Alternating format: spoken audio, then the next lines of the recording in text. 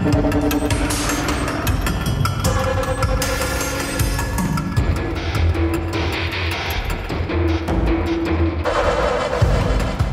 কতটা নিরাপদ? যখন গোটা বিশ্ব রাজনৈতিক অস্থিরতা, যুদ্ধ, অর্থনৈতিক মন্দা, জলবায়ু পরিবর্তন কিংবা মহামারীর মতো ভয়ঙ্কর সংকটে পড়ে, তখন বাংলাদেশ কোথায় দাঁড়িয়ে? ওয়ার্ল্ড ফ্যাক্ট বাংলায় আপনাকে স্বাগতম। চলুন বিশ্ব পরিস্থিতি ও বাংলাদেশের অবস্থান বিশ্লেষণ করে দেখি বাংলাদেশ কতটা নিরাপদ। রাজনৈতিক নিরাপত্তা। বিশ্বের বহু দেশে রাজনৈতিক হিংসা, সেনা অভ্যুত্থান বা গৃহযুদ্ধের ঘটনা প্রায় নিয়মিত। কিন্তু বাংলাদেশে নির্বাচনকালীন উত্তেজনা থাকে। দেশের সার্বভৌমত্ব বা অভ্যন্তরীণ স্থিতিশীলতা এখনও বজায় আছে। এখানে বিদেশি সামরিক হস্তক্ষেপ বা গৃহযুদ্ধের সম্ভাবনা অত্যন্ত কম, যা আমাদের একটি বড় নিরাপত্তা বোনাস দেয়। অর্থনৈতিক স্থিতি বনাম বৈশ্বিক মন্দা। বিশ্বব্যাপী মুদ্রাস্ফীতি, খাদ্য ঘাটতি ও মন্দার সময় বাংলাদেশও চাপে পড়ে। বিদেশি রেমিটেন্স, গার্মেন্টস শিল্প ও কৃষি আমাদের অর্থনীতির তিনটি মূল স্তম্ভ।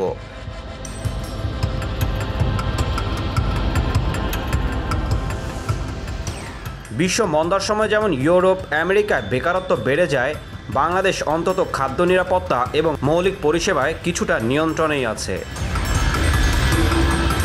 তবে সতর্কতা জরুরি, কারণ বৈশ্বিক অর্থনৈতিক ধাক্কা রফতানি নির্ভর শিল্পে প্রভাব ফেলে, বিশেষ করে গার্মেন্টস ও ওভারসিজ এমপ্লয়মেন্ট সেক্টরে।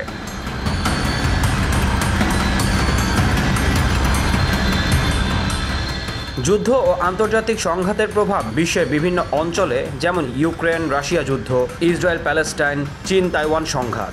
এইসব যুদ্ধের প্রভাব সরাসরি বাংলাদেশে না পড়লেও জ্বালানি দাম, আমদানি ব্যয় ও বৈশ্বিক ট্রেড সাপ্লাইয়ে প্রভাব ফেলে।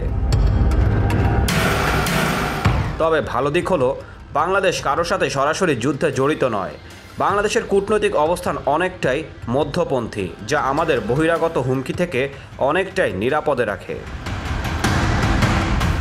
জলবায়ু সংকট সবচেয়ে বড় বিপদ। বাংলাদেশের সবচেয়ে বড় হুমকি আসলে যুদ্ধ নয়, জলবায়ুর পরিবর্তন। সমুদ্রপৃষ্ঠের উচ্চতা বৃদ্ধি, ঘূর্ণিঝড়, নদী ভাঙ্গন, খরার মতো প্রাকৃতিক দুর্যোগ দীর্ঘমেয়াদে বাংলাদেশের জন্য এক ভয়ঙ্কর সংকেত। বিশ্বে যখন জলবায়ু পরিবর্তনের ফলে সাইবেরিয়া গলছে, আফ্রিকা মরুভূমি হচ্ছে, তখন বাংলাদেশ উপকূলীয় অঞ্চল হারাচ্ছে। এই দিক থেকে বাংলাদেশ অনেকটাই ঝুঁকির মুখে।